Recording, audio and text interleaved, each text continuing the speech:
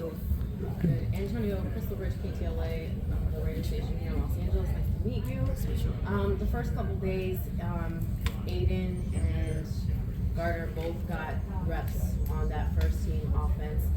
Can you break down what you saw from them in the first 2 days? I know it's very, very early, and what can we expect to see today with who gets those reps?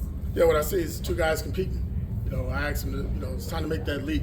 Start with the baby steps. Somebody grab the bull by the horn and be the guy, and they're trying to do that. So the competition is high.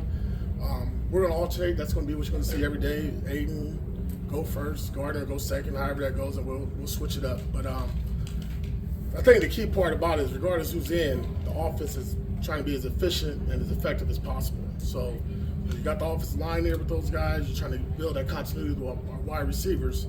I think both quarterbacks are doing it. AP, when you've got offensive linemen not in pads, defensive linemen are going to get more push because they're not battling out. How much do you have to remember that when you look at the pressure the defense getting? Hey, it isn't live football. Yeah, I agree, but I also think it's probably going to be tough when pads get on too with those two guys. But that goes back into the spring, like when we were evaluating quarterbacks, just the amount of pressure they're getting. But it's really good for us because it gives Aiden opportunities to step up in the pocket. You see what Minshew's able to do in the pocket when you have the stress right in front of you. So to me, you can't get enough of those real reps.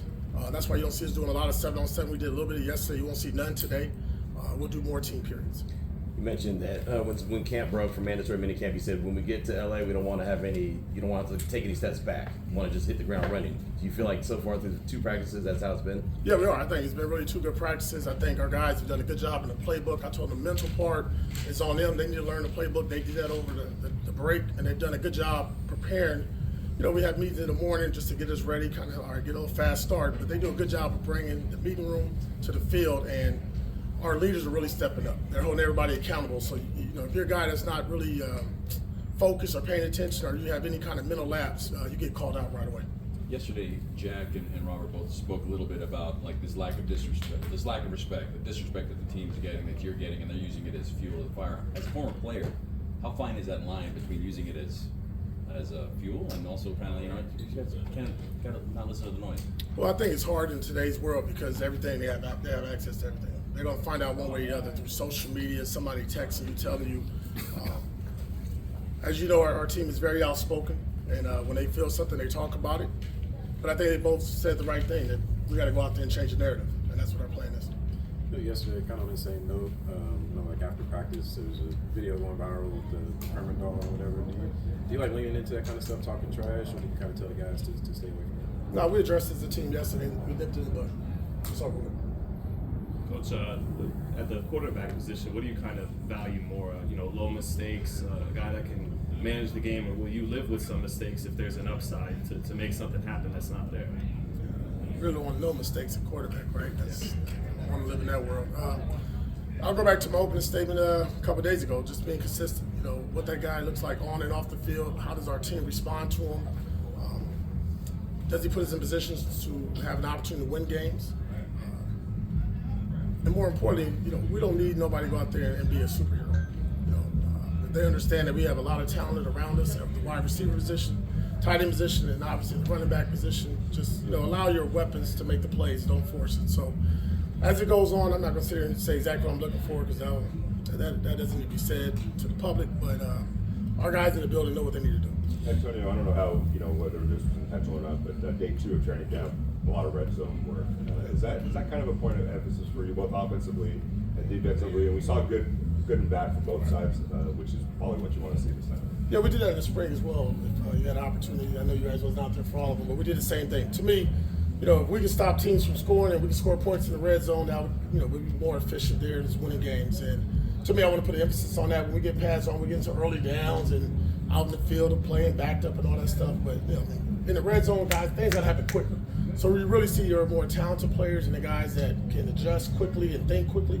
Those are the ones that shine there in the red zone. The guys that can't, they seem to make more mistakes. Jacorian seemed like he got his hand on the ball a couple of times. And how do you like his growth so far, especially in those moments? You know what? Because he had a rough rookie year, right? He started here. Played some games, got nicked up. Then he's on the bench. Some other guys come in. So you go through those ups and downs of rookie. I think he's really did a great job this year, just mentally preparing himself. Hey, whatever it is, I got to deal with it. And when you get the opportunity to make plays, make those plays. He had a great 2 plays yesterday, tipping the ball in the air. One was an interception, but just overall, his confidence is slowly building, growing. And I just think that room overall with Jack and Nate Neer and Faison, they're doing a good job of mentoring. Coach, obviously you look at this rookie class, Brock Bowers is going to be the guy that gets a lot of headlines, but 2 dudes on defense that's been playing a lot, just kind of like through OTAs and camp now is, Tommy Eichenberg and DCam. Can you just talk about their progress they've been making and how they've earned those reps so far? Yeah, Tommy's a silent killer, man. Tommy is slowly, each and every day, gotten better and better. And I'm going back to OTAs and minicamp, and he's come right into training camp and picked right up. I mean, he's put himself in a position to, be a backup or not a guy to get some playing time for us. We know we can do on special teams, but his football savviness, his anticipation, his overall leadership, and I'd love to see when he gets pads on what I think it's going to look like. I'm excited for that, but I'm really excited about him.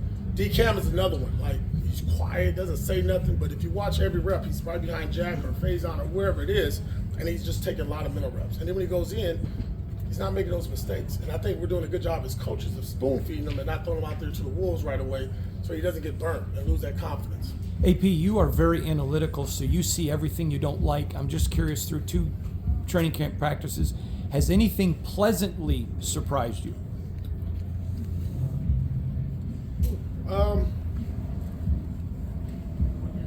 Well, what I will say is this, I knew we would be competitive. I knew the competition would go back and forth, but to watch our offense, for example, right, and they made some plays in the red zone, to see the O-line react the way they acted, to see our entire offense go in there and celebrate a touchdown together, I thought we'll build to that slowly. I mean, but right away they picked off to where we were last year, and that's been really good to see. Just those guys, that continuity coming together and enjoying playing ball for one another and enjoying the success of somebody else.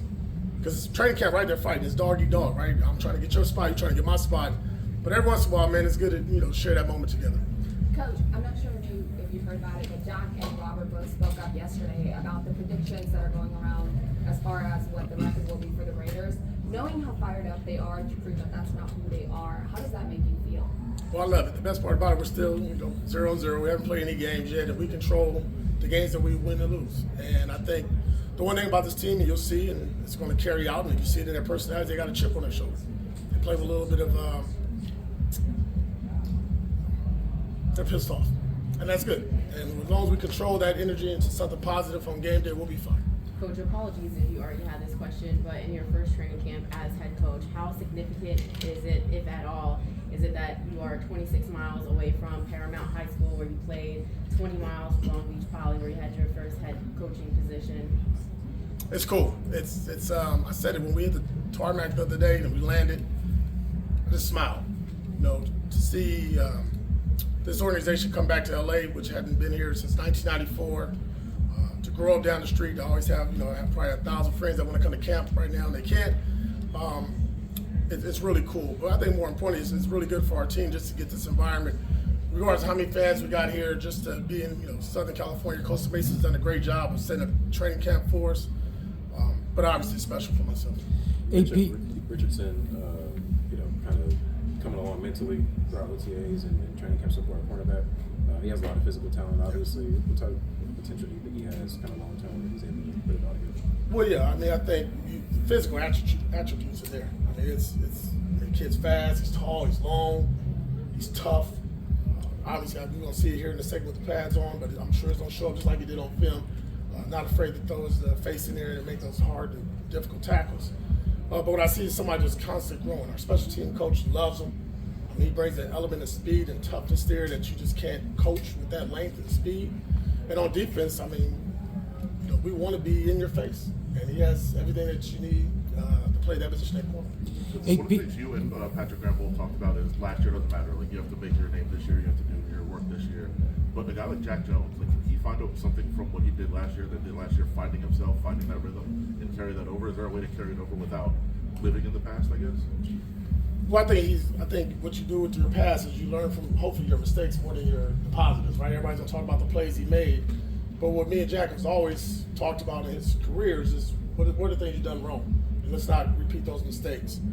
And I think Jack, each and every year, as he's mature and gets better as a pro, understand who he is and what he's able to do and what he's not able to do, he'll be a better player. But Jack is an emotional player. He loves the game of football, and I think for Jack, just if he can just keep working on being consistent, we'll be fine. AP, when you talk about Dylan Labe, he just keeps making plays, just showing up. We talk about him. That dude's special. I like him. He just walks around kind of that Long Island smile and talk, and he's gritty. You know what I mean? He's a gritty running back. And the one thing about it, he surprises you with his speed. Really good with the ball after catch, even when he's running the football. Like, he's going to be a difficult matchup, I would say, because it's already shown up in practice. It'll be better when we get the pads on and get more team competition. But I think he gives you a value of a third down back and some special team value as well. So many former players and even fans talked about you bringing back the culture during the later part of the season last year. How do you go about doing that on a daily basis in the dog days of camp where there are no games? Just consistent. Well, the culture is in us. I mean, it's in our DNA. We talk about it every day. That was the opening statement in my team meeting with those guys. Just, the Raider way, the Raider culture, and that never changes. Doesn't matter if we're not playing the game, but we're out here with one another. We have an opportunity to face that we're doing it against ourselves. But it's how we carry ourselves. We talk about pride, poise, passionate. We get pads on, being physical as hell with one another, putting hands on one another, blessing one another. And as our players, you've seen, they're going to talk the way they talk. I'm not going to kind of hold them back from doing it. Whenever it becomes detrimental, we'll talk about it. But listen, at the end of the day, it's professional football. No matter what you say or do, it's all about the grass. Why do you think it's so? Sorry, just a follow-up question. Why do you think it's so important to allow the players to speak as freely as they can? Different time. When I played, you better not say what they're saying. That's crazy. The guy I paid for probably finding me left and right.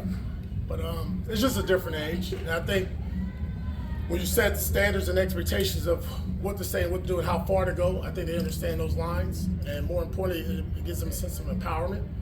And whenever they cross that line, we discuss it. And that, if it comes up, we'll handle it as grown men. That's good.